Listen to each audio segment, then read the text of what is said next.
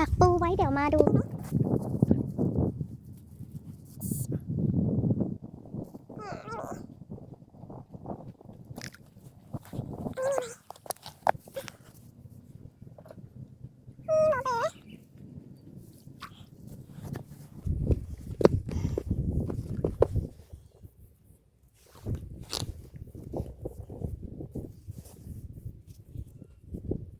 อุ้ยนี่มี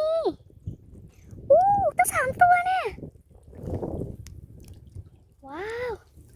เฮ้ยเป็นไปได้ไงมาอยู่ในนี้3 ตัวเลยอันอื่นไม่มีเลยอันนี้ต้อง3 ตัวนี่ทุกคนดูดิตัวใหญ่มากตัวผู้ตัวเมียเนี่ยตึ๊บตัวนี้แก่แล้วอะตัวผู้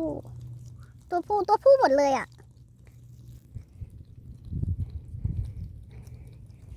โอเค